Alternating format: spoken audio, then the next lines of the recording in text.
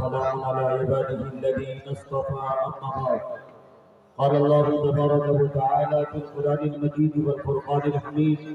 أعوذ بالله من الشيطان الرجيم بسم الله الرحمن الرحيم. وقل للمؤمنين يغضضن من أبصارهن ويحفظن فروجهن. وقال الله تبارك وتعالى: واعتصموا بحبل الله جميعا ولا تفرقوا. وقال النبي صلى الله عليه وسلم عن ابي هريره رضي الله تعالى عنه قال: قال رسول الله صلى الله عليه وسلم: الايمان بضع وسبعون شعبة فافضلها قول لا اله الا الله محمد رسول الله وادناها كما تدل عن الطريق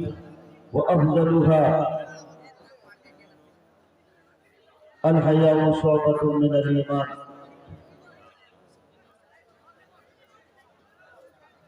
اللہ تبارک و تعالیٰ کا لاکھ لاکھ شکر احسان کہ اللہ تبارک و تعالیٰ نے ہم سب بھائیوں کو ایمان کی دولت سے نوازا اور ہم پر بہت بڑا کرم احسان یہ فرمایا کہ ہم سب کو نبی آخر الزمان تاجدار مدینہ سرور کائنات ہادی سبل ساقی کوثر شافع محشر شفیع المذنبین رحمت للعالمین جناب حضرت محمد مصطفیٰ صلی اللہ علیہ وسلم کی امت میں مرحمت فرمایا. بھائیوں بزرگوں عزتدار ماؤں بہنوں، میں آپ کے سامنے تھوڑی دیر کے لیے بس یوں سمجھیں کہ بیان تقریر یا خطابت کے غرض سے نہیں، اپنے اصلاح کے غرض سے آپ کے روبرو آیا ہوں. جیسا کہ بھائی بدائی دستین نبی صاحب نے اعلان کیا، میرے بعد چونکہ سکہ رائد الوقت کہے جانے والے مقرر جناب حضرت مولانا عبداللہ سالم صاحب قمر چدرویری تشریف لا رہے ہیں. آپ حضرات جانے کا ماحول نہ بنائیں، جانے کی فضا قائم نہ کرو. یہ جلسہ اصلاح معاشرہ سیرت النبی صلی اللہ علیہ وسلم کا ہے. ویسے یہ دونوں موضوع دیکھا جائے تو ایک سکے کے دو پہلو ہیں،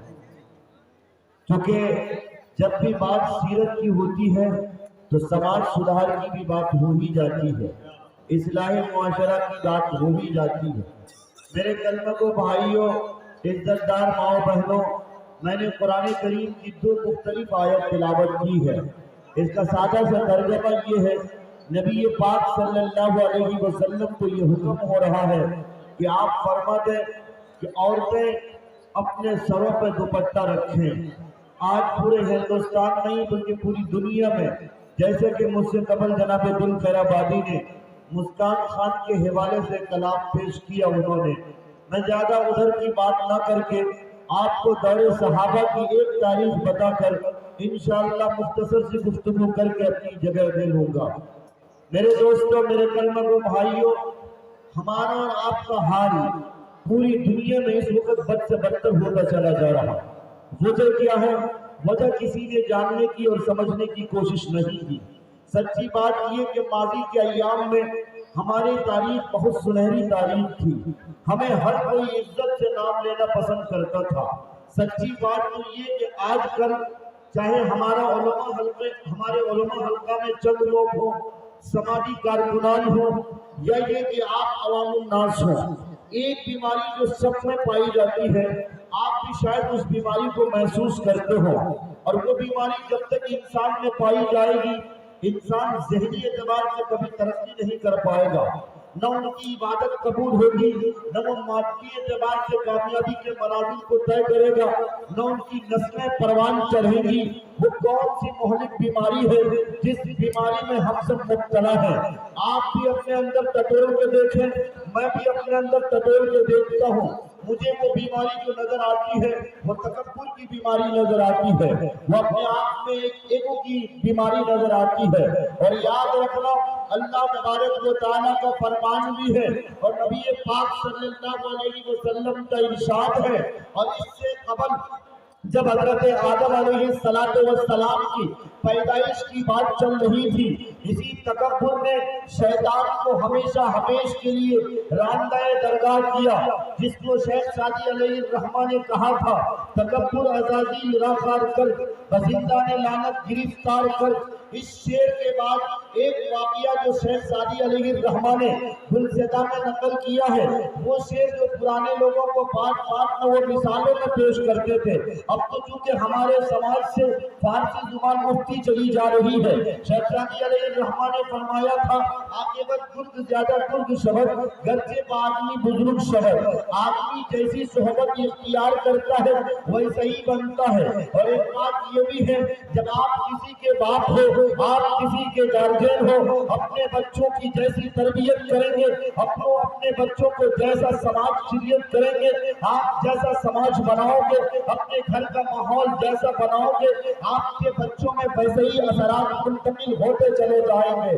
اور یاد رکھنا بھیڑیا کا بچہ بھیڑیا ہی ہوتا ہے، آپ بھیڑیا والا کام کرو گے، آپ کے بچوں میں وہی بات وہی تربیت پائی جائے گی۔ اس لیے میری سب سے پہلے آپ سے گزارش یہ ہے کہ اپنے اندر جو سب سے زیادہ، سب سے مہلک اور سب سے بڑی بیماری یعنی ایگو ہے، انانیت کے ہم شکار ہو گئے، تکبر ہماری زندگی کا اہم حصہ بن چکا۔ آج کوئی انسان جھکنے کے لیے تیار نہیں، مولوی صاحب بھی کبھی کبھی ضد میں آ جاتے، مکھیا جی بھی کبھی کبھی ضد میں آ جاتے، سرپنچ صاحب تو خیر ان لوگوں کو پوسٹ ملی ہوئی ہے، بعض چھوٹے چھوٹے لوگ کبھی کبھی اس قدر ضد میں آ جاتے ہیں، ان سے کہیے کہ یہ کیجیے تو وہ یہ کہنے پر مجبور ہو جاتے کہ ہمارے خاندان کی انگلی کٹ جائے گی، ہمارا نام و نشان مٹ جائے گا۔ معاف کیجیے گا، آپ کی نسبت جس ہادی سکون کی ہے، آپ کی نسبت جس ساقی کوثر کی ہے، آپ کی نسبت جس فخر دو عالم کی ہے، آپ کی نسبت جس بدر کائنات کی ہے، آپ کی نسبت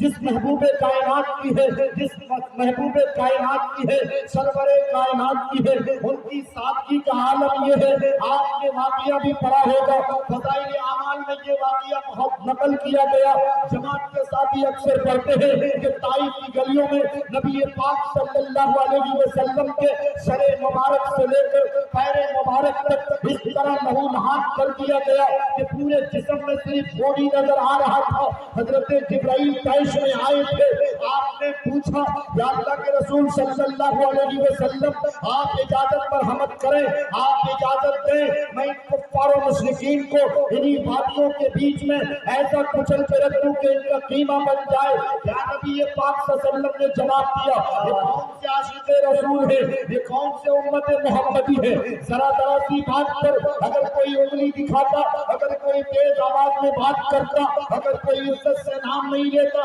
اپنے اندر تکبر لاتا ہے، اپنے آپ کو کہتا ملکیہ جی میرے سامنے اس کی کیسے اوقات ہو گئی، یہ کرسی میں کیسے بیٹھ گئے، اپنے آپ کو کہتا ہے میں تو خان صاحب ہوں، میں تو شیخ صاحب ہوں، میں تو سید صاحب ہوں۔ یاد رکھنا اگر اس کی کوئی گنجائش ہوتی، اگر خاندان کی کوئی گنجائش ہوتی، اگر کسی کے نسل کی کوئی افزائش ہوتی تو نبی پاک صلی اللہ علیہ وسلم وہ حدیث نہ فرماتے کسی گورے کو کسی کالے پر، کسی کالے کو کسی گورے پر، کسی عربی کو کسی اجمی پر۔ وہی فوقیت نہیں، فوقیت کس بات پر ہے، فوقیت کس بات پر ہے، رتبہ کس بات پر بڑا ہے، مقام و مراتب کم کرتے ہیں، ہم نہیں سمجھتے، ہم تو صرف یہ سمجھتے ہیں اگر کسی نے ہمیں گالیاں دی ہے ہم ان کی نسلیں مٹا کے رکھ دیں گے، اگر ہمیں کسی نے انگلیاں دکھائی ان کی انگلیوں کو توڑ کے رکھ دیں گے۔ یاد رکھنا یہ نبی پاک صلی اللہ علیہ وسلم کی تعلیم نہیں ہے، یہ نبی پاک صلی اللہ علیہ وسلم کا مشن نہیں ہے، یہ نبی پاک صلی اللہ علیہ وسلم کا فرمان نہیں ہے۔ اگر آپ سچے عاشق بننا چاہتے ہو اپنے کردار سے نبی پاک صلی اللہ علیہ وسلم کی سنتوں کو چھلکانا پڑے گا، اپنے افعال سے نبی پاک صلی اللہ علیہ وسلم کے مشن کو عام کرنا پڑے گا، اپنے اخلاق سے نبی پاک صلی اللہ علیہ وسلم کے مشن کو عام کرنا پڑے گا۔ آج کیا وجہ ہے اتنے اجلاس ہوتے، ہر گاؤں میں جلسے ہوا کرتے، پہلے اتنے جلسے نہیں ہوتے تھے لیکن لوگوں میں تہذیب تھی، لوگوں میں ثقافت تھی، لوگ ایک دوسرے کا ادب کیا کرتے تھے، چھوٹے بڑوں میں بڑی تہذیب تھی۔ آج کیا ہو گیا ہماری نوجوان نسلیں بگڑ گئی، باپ کی بات نہیں سنتا، ماں کی بات نہیں سنتا۔ نوجوانوں کو دیکھیے کس طرح ہمارا کشتی میں ملبس ہے، سلمان خان اور شاہ رخ خان کو اپنا رول ماڈل بنائے ہوئے ہیں۔ ہماری بہنوں کو دیکھیں وہ ڈریس پہنیں گے، کون سے ڈریس پہنے، فاطمہ